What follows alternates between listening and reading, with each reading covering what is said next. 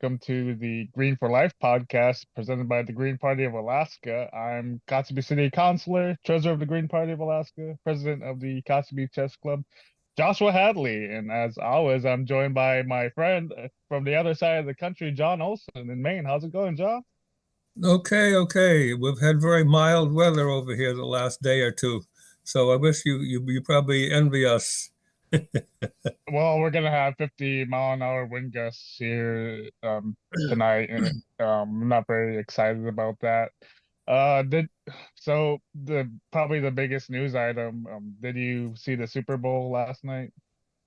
I tried to. They've gone to pay for it, so I kind of watch it sporadically. In retrospect, I'd say what are the highlights? So I know the outcome, and I got to see a little bit here, a little bit there, throughout the evening. But yeah, I did watch it in that regard. I didn't want to have to pay for what I'm already paying for. I got TV service, and anyway, I'm Well, frustrated that. it is really annoying. My dad, I don't think he's technologically unadvanced, but he was watching the NFL Network to make sure, and you would think, oh, I'm gonna watch a big game. It's gonna be on something called the NFL Network, and I had to tell him, no, we gotta pay for it because we don't have cable here. So I had to I had to buy Paramount Plus so that we could stream the game. Stuff like that's annoying. And with all the commercials now, not only am I paying for it, but have to pay to watch all these commercials as well, which is, It's that always insulting. bothers me. It is, given the amount of money they were charging for in-person seats, so like $6,000 to $8,000 to get a seat live, and then they Uh, can't afford. I mean, come on, folks. All the years in the past, it was readily available. All of a sudden, it isn't. So, it, yeah, actually, when I lived in Seattle for a little bit, like 3 months, and my dad wanted to go to a baseball game. We're like, all right, and it was like $100 for nosebleeds. Like, no way, dude. Uh, I like going to games here. It's $5 to get in. Yeah, it's high schoolers playing, but I'm fine with that. hmm. Oh, but anyway, it was an exciting game at the end. They went overtime, and Absolutely, it was as close as it could be. Overtime. Was a very very worthy game, and they shouldn't have been so greedy to keep us from seeing it straight out. But yeah. it is what it is, as they say, and so we move on.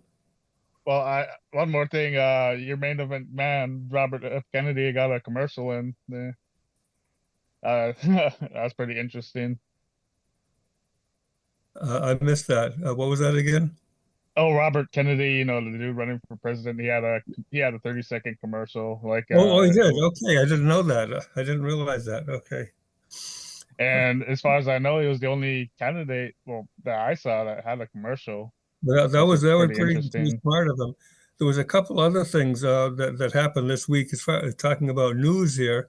One was that Yeah. really important interview that Carlson did with Putin, and I watched the whole thing. It was over 2 hours, but very historically important. It was making the news, not just reporting news. And I think the ruling class has been quite perturbed that that got out Well, direct, without yeah. mediated by the gatekeepers. I'll say I watched the first half hour of it. It was very boring. Putin, if anyone else, if you haven't seen it, he went through a whole history lesson, and we're gonna talk about well, I didn't mention our guest. He's coming up here. We often talk about the news first before we bring in our guest. Um, his stage name is Raven Speaker, and he weaves, he tells stories, and to tie this together, Putin was going through the story, the history of Russia and Ukraine, and why the conflict started. Um, and when he got to the World War II era, I mean, he went back a long ways, uh, like this, was it the ninth century when Russia was um when they founded it, and he told the story. I'm telling you guys, he went 30 minutes on this, like the whole history of this, and Yeah. probably the most interesting thing to me was when he was talking about World War II and why he was defending Hitler's, giving the Nazi Germany's position on invading Poland, saying Poland, they weren't very compliant to Germany, so he had to invade, and that sort of like tells me the story of like, why he decided to go into Ukraine, probably the same sort of circumstances. So, I was finished with it 30 minutes in, very dull. And You should have waited it out. It was because he was laying the foundation. It was a very very Russian kind of thing to do. Very thorough.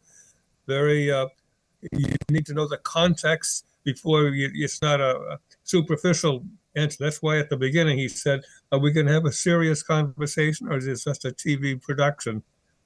So I mean, so he he's a made, very smart guy, and Tucker, yeah, I mean, he doesn't really believe in anything. So, I mean, he's a presenter, yeah, and Tucker, I don't think he got all the Putin. He's a very smart guy, and he didn't just give Tucker Carlson the talking points that he wanted for sure. yeah, he answered the question, but he answered them in great depth, which is a very very. I mean, he clearly understands the issues far better than almost anybody else that one would talk to. So, And and then of course, yeah, there's the border question. I mean, what's been happening on the border. There was another Carlson interview that had to do with Brett Weinstein, who had gone down there. He's a biologist by profession, and he'd gone down to below the border and walked up or integrated with the people coming north, and what is this all about? And finding that a lot of them are not just poor, desperate people from South America or Central America. A lot of them are Chinese, of military age men. They're not refugees. They're not people that are with children and desperate condition. And there are people from Uzbekistan, and there's people from Africa, and it's become an actual uh, organized migration. And he made the distinction between migration, which is what animals and birds do in huge numbers, and immigration, which is going through a legal process to enter a country. I thought that was a very useful distinction. And well, there's this enormous number that is just flooding over the border, and nobody knows anything of their background and what their intent is. It's just overwhelming the guards of the border. It was and very and to give interesting. people the full picture, like to get to travel to there, it's a very treacherous trip, and you have to have some kind of money, like, and the way people get to the border through Mexico if they're traveling is, you can't just walk there. Like, people pay a lot of money to these cartels, and it's not Exactly. always just I mean, you think about who has the money, but it's not always like these evil people. So I mean, it is people trying to escape economic turmoil, but Yeah. but yeah, like, think about, like, who has money easily to, like, just throw at these cartels, and where Mhm. is the like stuff like fentanyl's coming from? It's made in China, then they bring it here. So there's things that we could absolutely do, like create a border city, as it is in the Green Party of Alaska's priority list, and hire more judges. People can stay in this border city, and we need more immigration judges to, like, have these people go to the judges and say, all right, do they have do they have an actual asylum claim? Can they be here? And do things like make sure that the whole family can be in front of the judge and not separate them. I think it's kind of gross they take a 5-year-old child and put them in front of a judge without their mom and dad. I mean, I really don't understand it myself. Yeah. Uh, Yeah, yeah.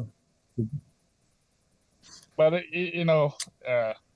it's unfortunate, but it's why we want to do something like that, and I think it's very much needed because not everyone here is trying to smuggle drugs in and whatnot. I mean, we caused a lot of turmoil in Latin America, so there's some legitimate economic claims like you sort of ruined my country, so we gotta like come up here to actually make some money. Anyway, though, that's that's it for the news. As you can see, we don't really break the news here. We try and fix it. Yeah. So I'd like to And, introduce and our maybe we can ask our guest to have his views on those subjects as well as he comes in. Morning. sir. Yeah, Good and morning. our good morning. We're joined by Robert Fredrickson, but I believe you like to be go by the name Raven Speaker. Is that correct? Yeah, Raven Speaker is a stage name and now a pen name. I've been a traditional storyteller for a very long time now, probably going into multiple lives. Uh, when I was a teenager, I started learning how to do it, and my ceremonial name to try to explain these things in a way that's intelligent to people from outside of our culture. You sometimes hear the phrase Indian name. Um, so my Indian name, uh, it basically means Raven narrates, which put a little poetic spin on it. You get Raven Speaker. So that's where that comes from, and that's what I have used in my career sharing stories, a little bit like Putin did uh, on that I, broadcast the I other day. I gotta say, dude, you got a lot better Indian name than me. My Inuit name is Igluk, and it means to feel bad about what you said. Like I can't believe they named me that. My parents named me that. Oh, oh dear. Oh dear. On the other hand, there's a lot of wisdom in minding what you say, and kind of That's looking true. back and wondering if you Oh should have. dear. Why would your parents give you that name? My It's goodness. after my uncle. Like that's why my mom went that direction. Oh dear. She might be Oh. saying something to you there, Josh. She might be Maybe, saying, maybe. "Well, I said the wrong thing at a party, and now I've got this kid." Oh dear. So, you said something about making a comment on. I have to. I have to admit the idea that you suggested just a moment ago about a sort of a border city, kind of like a way station or something, where people just are just there until until they can be legally processed.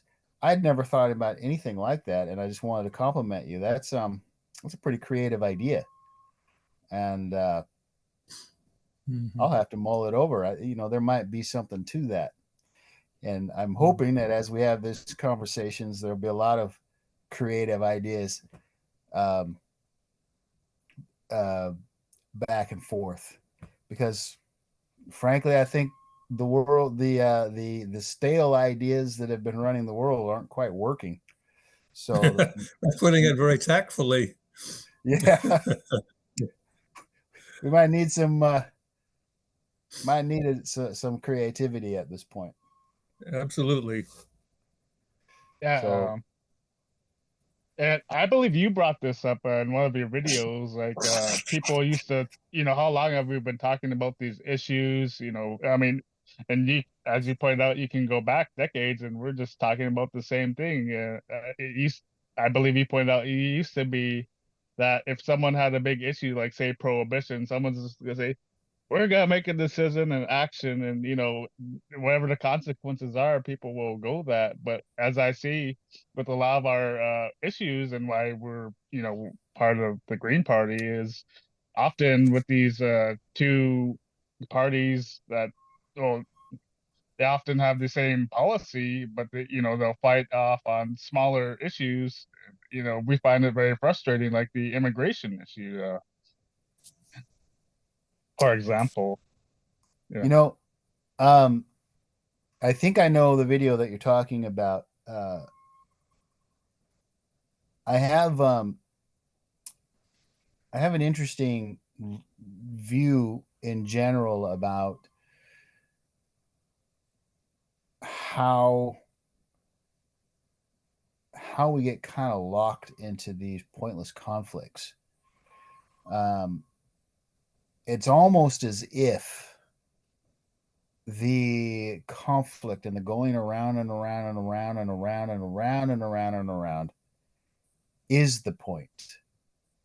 The reason why people do these things. It is the point.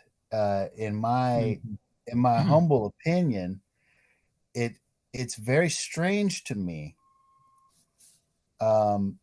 It's very strange to me that people are so locked in their viewpoints that getting anything done seems to be the last thing on anyone's mind. It's being right that everybody is concerned with. And that's one of the reasons why I appreciate conversations like this, because talking with people who are actually thinking with an issue. Typically, people who are thinking with an issue are thinking with a purpose of, how do we resolve this? Not so much, how do I get to be right today and prove how much more correct I am than the guy next to me, and he's a troglodyte, and I'm enlightened and wonderful. But actually, guys, there's a real problem here. Maybe we ought to put our swords down and our knives and like solve this thing. So I use storytelling. This has obviously evolved quite a bit from when I first started. I first started because it was fun and people like to listen to the stories. And the old people would tell me, well, there are lessons in these stories. And I'd be like, yeah, lessons. Yes, that's great. Wonderful. But I'm beginning to realize that there actually are a little older. Now I'm one of the old people. There really are lessons in them. And I think a part of that is the idea that we take these ideas not to expound on them and tell everybody how wonderful we are, but because we're trying to come up with tools to solve problems. And at the end of the day, that's what a story is. It's a tool to express an idea. I think one way I put it, maybe it was probably a different video, but if you want somebody to forget something, put it in a book with a lot of $50 words and tell them to memorize it. Within a half an hour after putting that book down, they won't remember the first page. But if you want them to remember it, you tell them a story. And days later, so long as the story actually shows the information, it actually kind of, the information is woven into the story, they will remember it. Like the book 1984 by Orwell was a good example of that. Yeah. And they've taken that as the operations manual. I, you know, it's funny you say that because I've been having similar thoughts. I haven't read 1984 since high school. It's a very long time ago. But watching the news is like watching the Ministry of Truth. I mean, everything is getting Exactly. it. We're being told what we're supposed to think about it. We're being told not to notice that we were told something completely different 6 months ago. And the scary thing is, a lot of people are falling for it. It's like, oh yeah, that the sky has always been green. I don't know what you're talking about. It's like, wait a minute, guys. Uh, is that so? That 6 years ago they were saying that the sky was green. I don't think it. I don't think they were saying that. And yet everybody's always nodding. Oh yeah, yeah, yeah. And Yeah. Talking about different stories, you do a YouTube channel, and you did one on this prince that wanted to marry his cousin, or this very beautiful woman. And Mhm. I was very uncomfortable listening to that, and not for what you talked about later, but because I was putting myself in that situation, and I lived like that. For stories like this, sometimes it's good to go to the extreme.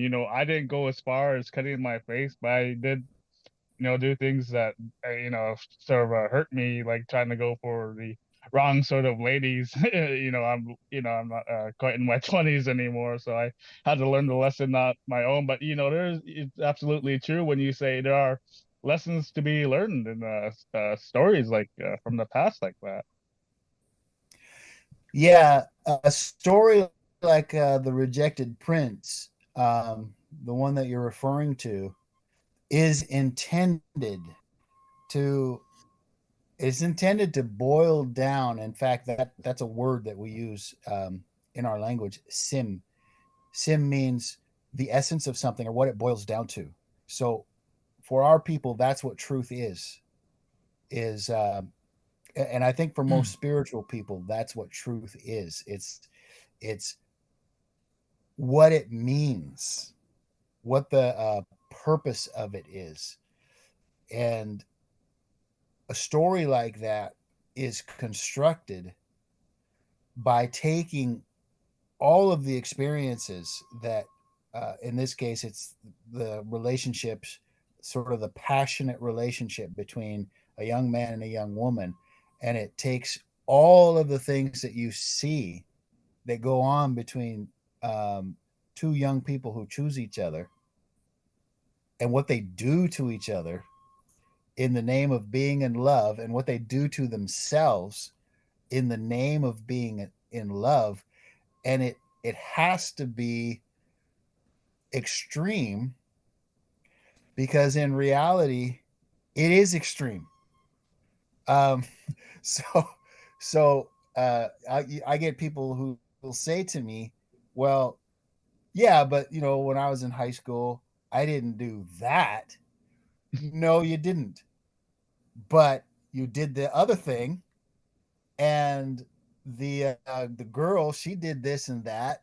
And you know what, they sure do they sure do look similar, even if they weren't as radical in some ways as what these two kids did.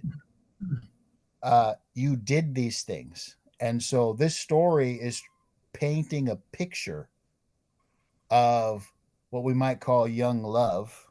um, Having told that story for 30 years, I no longer think of it as more like young obsession.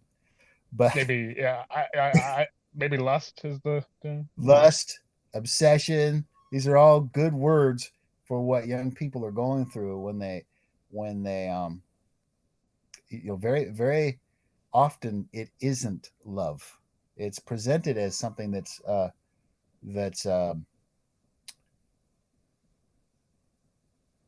in those kind terms, but it's very often not kind, and it's rough, it's tough, and you go through these things, and it's just a trial to be a young person madly in love with somebody.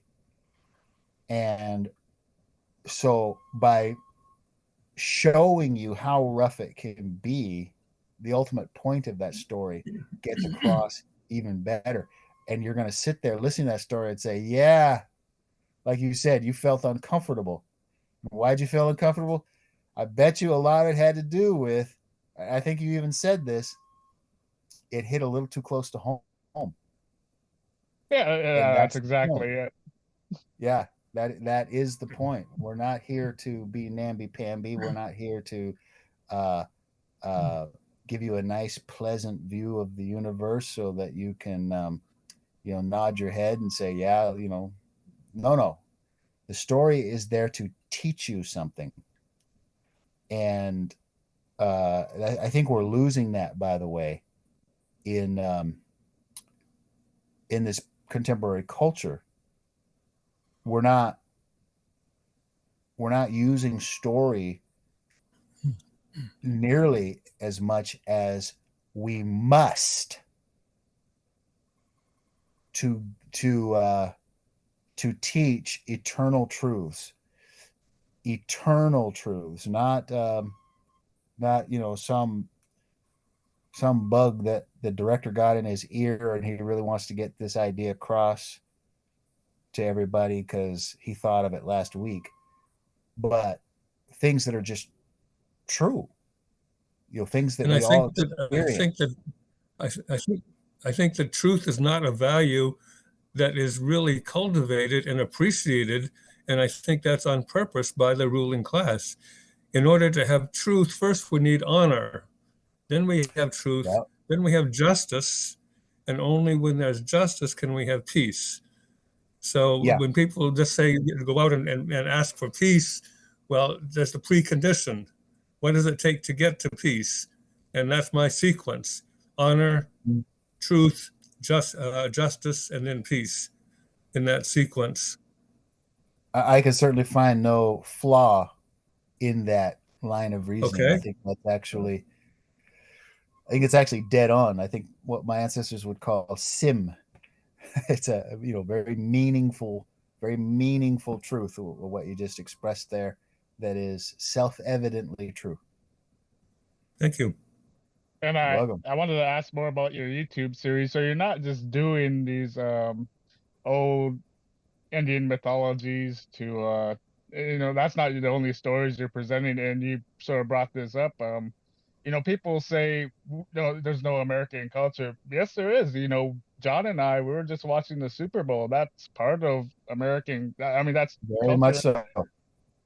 So I mean, what I go against is what you're going into a bit is America's corporatized culture, and now I'm not watching too many movies, but you seem to be like I watch films sometimes, like maybe one a week, depending on if it you know my friend.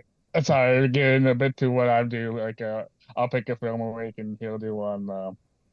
I watched Scarface a few weeks ago, but so what you believe that the corporatized culture right now isn't produced in America, isn't in Hollywood, isn't producing films with good stories. Your last video, and I wanted to ask about your YouTube series. Your last video, you were talking about Godzilla minus one, and and you compared what's coming out of Hollywood right now to pornography, which is if you can talk about that, that'd be interesting. Yeah, you might get me in trouble here. Well, I guess I got myself in trouble by just bringing it up. Pornography, and to me, it's the perfect word. The way I've tried to express this, and in seminars and things like this, that trying to get the word out about what storytelling actually is. Um, you have two possibilities with something that proposes that it is a story. One is a story in an old-fashioned traditional sense. And it's a very specific thing that follows very specific rules. You get creative within those rules. You take those rules out, you're not going to have creativity.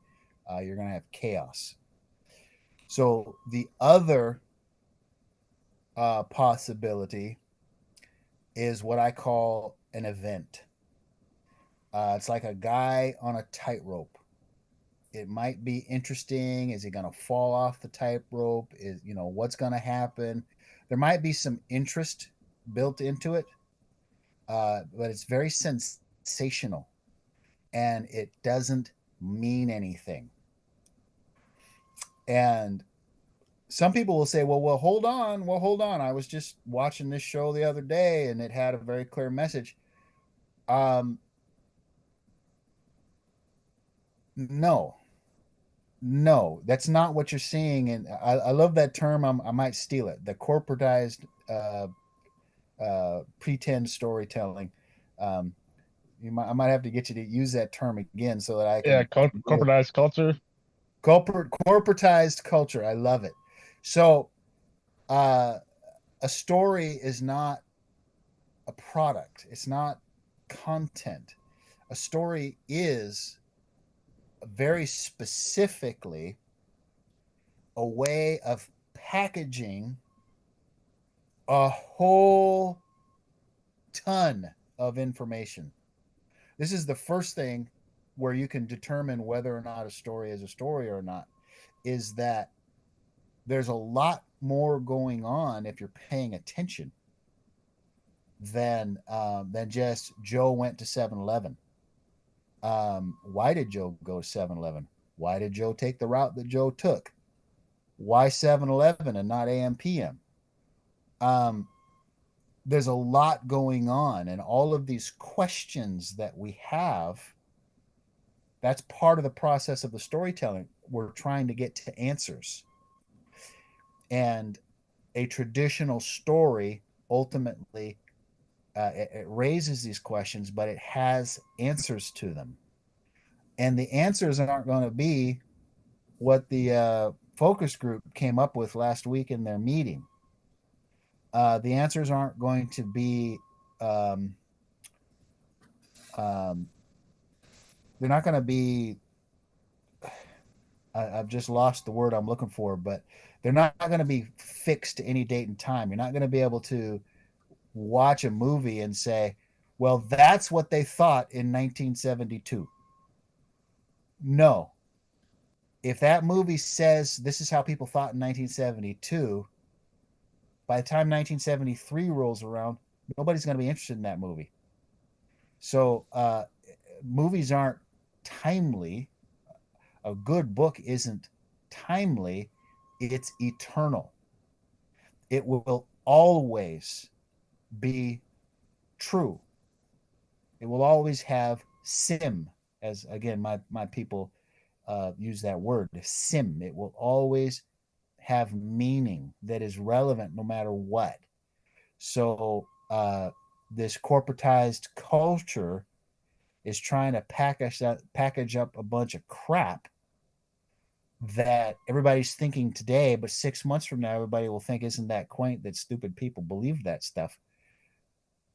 And not only that, it doesn't even do that anymore. That's where the pornography comes in, where it's just trying to give people thrills and sensations and the guys walking on the tightrope. Isn't that interesting? None of that is storytelling, and it's unwatchable. So I I brought find the same thing. There's so much violence, so much of it. They call them action movie, and it's things that are blowing up, or somebody's falling away, or they're explosions, and it's so boring. There's nothing. I mean, nothing is empty. It's It's like empty, empty empty, calories. empty calories. I love that term. That's what the typical Hollywood crap is. And I'm picking on Yeah. Hollywood because it's sort of the most visible form of this, but it's crap. And it's demonstrably crap. So I bring up the Godzilla -1 in the video because Godzilla is the ultimate Saturday morning cartoon, right? It's like you watch Godzilla because your kid wants to see it, you know. Mm. And I remember when I was a kid, I loved Godzilla, and they had Monster Monday or whatever it was on the Mm. TV every day after school. We watched Godzilla fighting somebody, and it never occurred to me there was never any adult in the room, right? Because Godzilla movies are Saturday morning cartoons. That's what they are. It's at a kid's level, and kids can absorb it. Adults are bored. Somebody decided to make a Godzilla movie that was profound, and that's the only way to put it. Somebody decided to make a Godzilla movie that is a story, that isn't sensational. It isn't a Saturday morning cartoon. Godzilla -1 is an incredible story. And Godzilla represents disaster. And he is this um he is this problem that the people in the story cannot ignore. He's there. He's like, I'm going to step on you if you pretend I'm not around. He's a problem that has to be dealt with. We can't debate it like Republicans, Democrats for the next 50 years.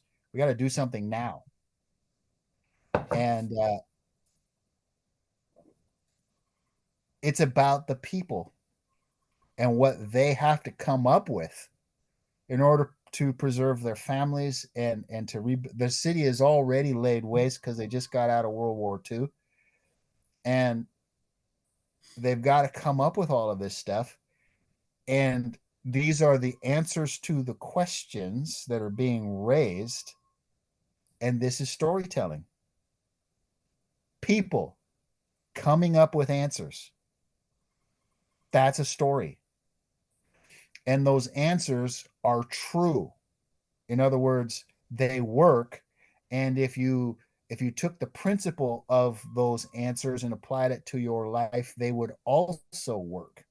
That's a story. And Hollywood doesn't do it. It's horrendous what Hollywood does do. I've stopped watching. I watch probably 90% of the stuff that I watch comes from Korea and Japan.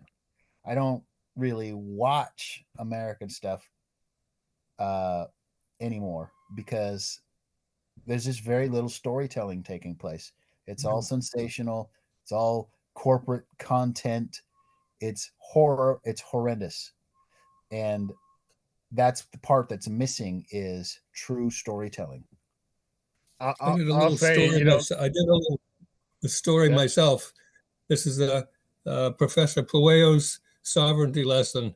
I lived in Hawaii for 36 years, and so I did that. It's a children's allegory story based on the ruling class, in which the minor birds are the rulers, and they boss everybody around, and they argue, um, and then they go to the wise old owl. I use the archetype of the wise Yeah. old owl, and it's kind of a fun thing.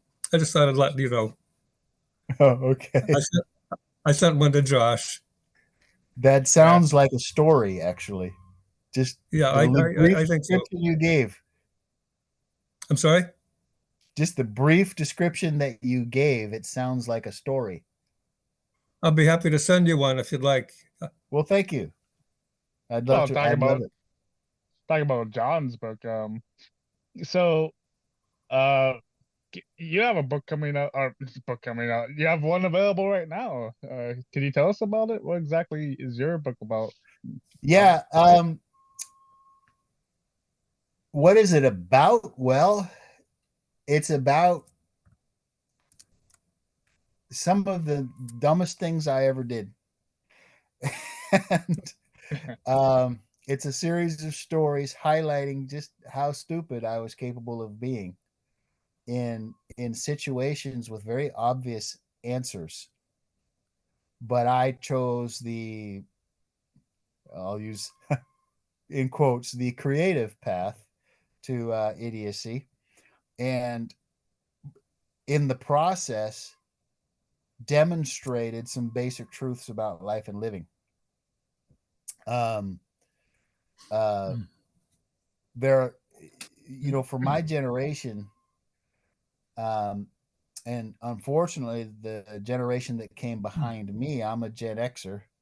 So the generations that come behind me have this even worse.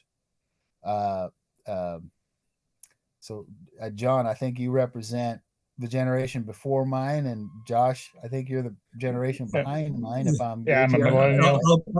right, yeah. I'll be 82 in April. All right, so you're even older than my mother, but uh, but Okay. uh, I have children not too much younger than Josh, so Uh, uh, I'm making assumptions here. I know, but I seem to be in the middle of you guys, yeah. and one of the things that's not happening that I was cognizant enough of at the time, I knew that one, I didn't have guidance. I didn't have proper guidance. I only had one parent, and she wasn't good at the job. Um, and I'm not saying that to disparage my mother. I'm simply saying that is a job, and it doesn't happen. You don't accidentally parent. There has to be kind of a plan in place on how are we going to handle these things. That wasn't there, and then she didn't have anyone helping her, so I basically had to get out in the world and bloody my nose a little bit to figure out how to even live. And for the longest time, I just was making a mess of it, just a terrible mess of it. And interestingly enough, as I was reviewing my life one day, I realized, there's one or two interesting lessons in my life that other people who are going through that issue of, uh, you know, hey, young fella, like people used to say in the old days, young fella, maybe you ought not do that thing. I, you know, I am able to say as the old guy now, I actually tried that. Um, this wonderful idea that you have that's your truth, or whatever the kids are saying these days. Well, that was my quote unquote truth 30 years ago. So it isn't new. It's been done before. And this is how it worked out for me. And because it's storytelling, it's not preachy. I'm showing anyone who cares to follow that, doing this leads to that, and it's inevitable. Whatever you think you're going to, you're not going there. You're going to this other place that those kinds of actions will always go to. And it's important to know. And we used to call that parenting. We used to have parents who help us with that. And Josh, it sounds like you have a dad. Just by the way you talk about him, sounds like you have a great relationship with him. Unfortunately, there's a lot of people these days who don't have that. So this book is trying to in a sense, I'm trying to be the dad for a lot of people who've missed that. I did that stupid thing that you're trying to describe as wonderful. This is what happened What's the name when of the I book? did. It's called Building a Man by Raven Speaker. Oh, Currently, okay. the only way you can get it is the various online bookstores like Amazon, Barnes and Noble. We're working on that's the next step, is to get it into stores. Uh-huh. So, but yeah, you Good. can go So Building a Man by Raven Speaker. You go to Amazon or barnesandnoble.com right now and order it. so it Thank sounds a you. bit autobiographical. Is that autobiography, or what do you like? How do you describe Um, it? I never thought of it that way because it's not so much the story of my life as it is the story of very poignant thing the stories of very poignant things that happened to me. Um, and we probably all have many events in our lives that would make terrific stories that are useful for other people. Um, and it probably just takes somebody who knows how to construct a story to help anybody to do that. By I'd the way, like to I hope ask a to do question. that. What's I'd that? like to ask a question. Uh, Sure. well, who was your publisher? I used Page Publishing. They're So self-published? Self-published? they're kind of a hybrid. Uh-huh. They do all of the in-house stuff that a traditional publishing house will do, but it's all the whole process is under the direction of the writer. So so you could say it is an enterprise. It is my enterprise. It's my business, but I let the professionals handle all the stuff that professionals would handle rather than me trying to come up with the answers for those things. Yeah, the reason I ask is that I have a full-length political philosophy novel. I'm trying to find a publisher for. I had besides the little book that I just showed you, I also have another one that I got self-published. It's called Liberate Hawaii. Mm, But I won't. This is because I know that very well. I'm connected to the Hawaii sovereignty people very strongly. right. Um, but I've got a new novel that I'm looking to find. So I just thought I'd pick your brain a little bit on Oh, where I might. it's a great process because um, you don't have to waste time shopping your book around, and you know you got to go to 30 different publishers.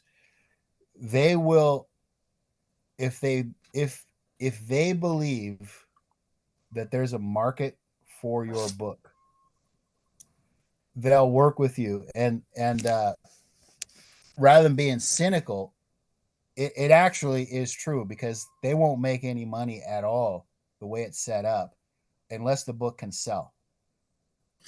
So so they're not going to be interested in you if you're writing some, like some Unabomber kind of screed that people can't get through. They're not interested. And so they have editors, they have book cover artists, they have all of that stuff that you can't do in your basement.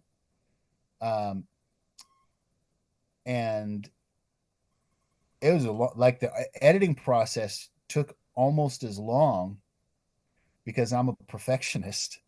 It took almost as long as it did to write the book in the first place. Let So me let me pursue this with you. If I have a contact for you, I'd like to pursue this beyond the context of this interview. sure, So sure, if they have my email, if they let's just email each other and let me sure, talk to you more about that. That's sure, great. I'm sure. glad to hear that. Well, Yeah, yeah. actually, It's about this time in the show, we go into our call for actions. So Robert, you have a website. It seems like if the viewers would like to contact you, they could. Why don't you tell us about your site, what you do, and if people are interested and like they listen to you on a podcast, if they're interested in digging further into you, you also have a YouTube yeah. page. Yeah, why don't you tell us how people Uh, can look you up it's and get. Sure. It's www.theravenspeaker.com. So you have to have you have to have the word the in front of Raven Speaker. And for a call to action, really what I'm trying to get people to do is understand story, understand what it is. because it's a lot more important than you think. Uh, um, Rather than running around and around and around some crazy idea, the way you can know whether your idea has any merit, your philosophy of life, whatever, is if you can weave it into a story and have a believable um, outcome in the story. So there's no such thing as just a story, because stories are packed with information, vital information, and they last to the degree that that is useful and workable. Like people always talk about the Bible or whatever. The probably the one of the greatest stories ever told is the Book of Exodus, and 3,000 years later, people are still telling that story, and people who don't understand what stories are scoff and say, well, Moses probably wasn't a real guy. And if you're sitting there thinking to yourself, Moses wasn't real, Noah never got on an ark, you've missed the point. There's a reason why that story has lasted 3,000 years, and it has nothing to do with whether or not Moses was a real guy. It's not a newspaper article, it's a story. And there's something in it that does far more than any newspaper article ever will. And 3,000 years from now, people will still be into that story, while every newspaper article written yesterday will have been completely forgotten. So the value of storytelling is greatly underappreciated. And it's time that Americans get back into it. America does have a culture. I've gone into this a few times. America does have a culture, and it's created by, but also reflected in. It's sort of a feedback loop. Stories shape culture, but they also reflect culture. Um, so when the storytelling is awful, like it is now, that's a culture that's in trouble. It's a culture that is trying to not exist anymore, and that's not a good thing. We won't live pleasant lives at all if we live in a society of chaos. So understand stories. It's a lot more important than people think. I really relate to Absolutely. what you're saying, Robert.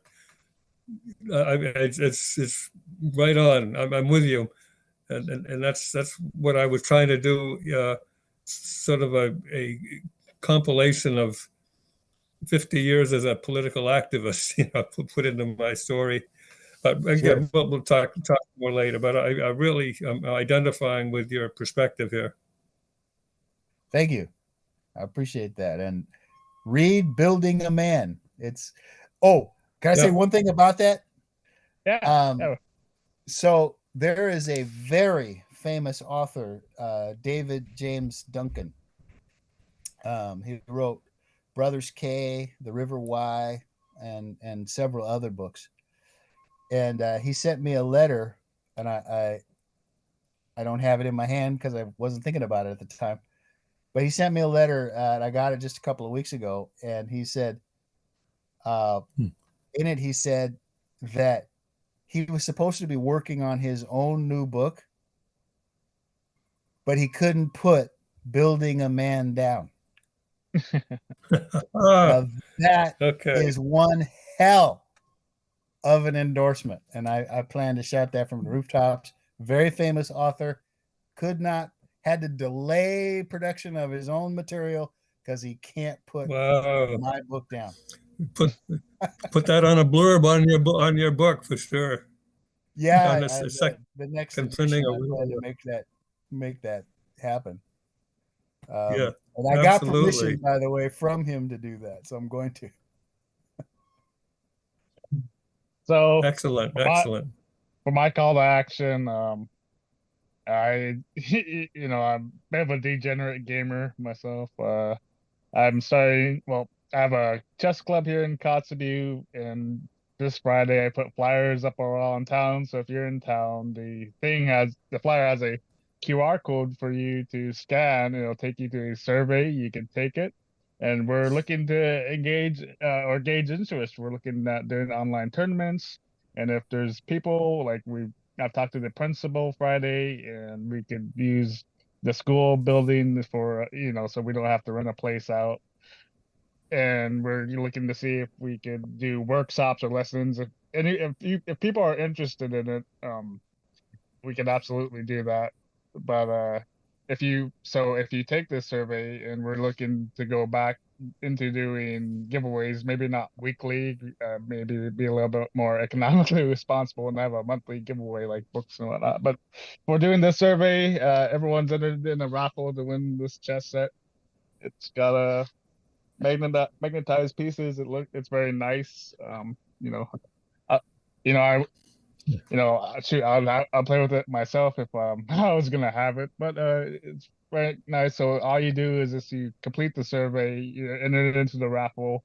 The deadline is March 2nd, and we'll do the drawing on the 3rd at our meeting here at my house. If anyone's interested in attending and talking about where they'd like to take this club.